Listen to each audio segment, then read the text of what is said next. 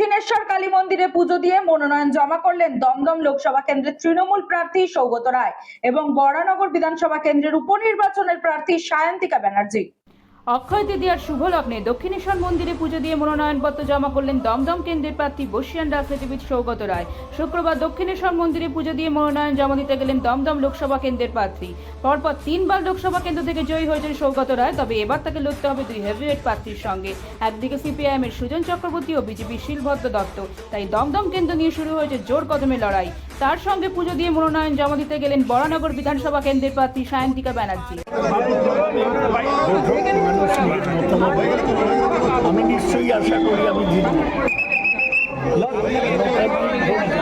লড়াইটা এবার কি আগের মতনই হবে না, টাফ হবে না তো? দেখছি না তো সেরকম বিরোধী একটু ভালো করে।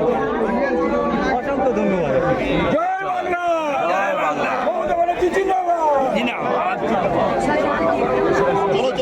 বাচ্চাকে সঠিকভাবে বড় করতে, যদি বাচ্চাকে ভালো করে বুঝতে পারি, জানতে পারি, চিনতে পারি, তাহলে কিন্তু আমাদেরকে মানুষ করতে অনেক সহজ হবে। আমরা একটা উপায় আমাদের কাছে আছে, DMIT, demographics multiple intelligence test.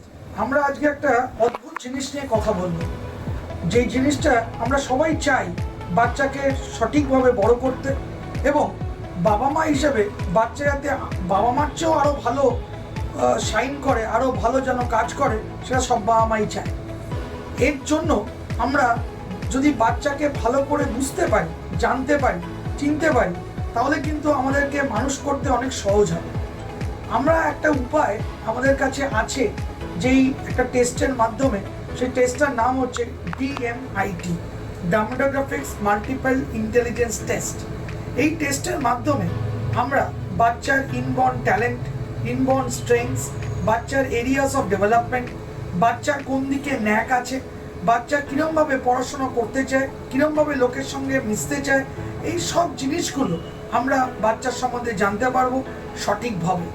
যদি আমরা এটা জানতে পারি, তাহলে আমরা বাচ্চাকে সেই রকমভাবে তৈরি করতে পারবো, এবং তৈরি করতে পারলে বাচ্চা ভালো ফল করবে, শুধু পরীক্ষায় নয়, জীবনও সে ভালো করে দাঁড়াবে, যেটা সব বাবা মার ইচ্ছে। হ্যাঁ, আমরা আজকে এখন দেখাবো এই যে অদ্ভুত যে প্রসেস বা অদ্ভুত যে একটা টেস্ট, সেই টেস্টটা কি করে হয়। যে টেস্টটার নাম DMIT, demographics multiple intelligence test. Saugata, এবার তুমি শুরু করো। আমরা একটা ফিঙ্গারপ্রিন্ট মেশিন নিয়ে এই কাজটা করা হয়, এবং এই ফিঙ্গারপ্রিন্ট মেশিনে কিন্তু শুধু DMITর জন্যই কাজগুলো করা যায়।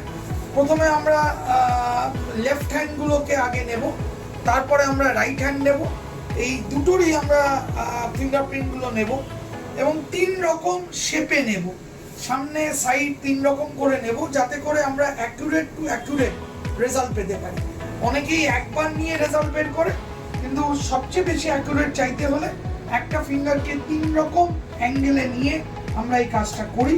আপনারা দেখতে থাকুন কীরকমভাবে টেস্টটা হচ্ছে, এবং একটা সফটওয়্যারে আমরা এই ফিঙ্গারপ্রিন্টসগুলোকে তুলে নিচ্ছি, এবং তুলে নেওয়ার পরে আমরা সেই রিপোর্টটা, যেই কাস্টমার আমাদের সঙ্গে করলেন রিপোর্টটা, সে ওই রিপোর্টটা পায়, এবং তারপরে আমাদের একজন সাইকোলজিস্ট আছে, যিনি টোটাল রিপোর্টটার উপর একটা কাউন্সেলিং করে, এবং সেই কাউন্সেলিংয়ে একটা entire discussion between the parent and the councillor হয়, যাতে করে বাবা মা বুঝতে পারে তার কোথায় স্ট্রেংথ, তার কোথায় এরিয়াস অফ ইমপ্রুভমেন্ট, তার পার্সোনালিটি, তার কি ইচ্ছে অনিচ্ছে, পড়ার স্টাইল, এবং কোন দিকে সে বড় হয়ে ভালো রোজগার করতে পারবে, বিজনেস করবে না চাকরি করবে, চাকরি করলে কোন স্ট্রিমে যাবে, সব কিছু সে কিন্তু বিশদভাবে বাবা মা জানতে পারে। এর সম্বন্ধে বিশদ জানতে যোগাযোগ করুন eMerit Solutions, এবং আমাদের ফোন নাম্বার এবং ইমেল আইডি, হোয়াটসঅ্যাপ নাম্বার সব স্ক্রিনে ডেমনস্ট্রেট হচ্ছে বা ডিসপ্লে হচ্ছে। Thank you.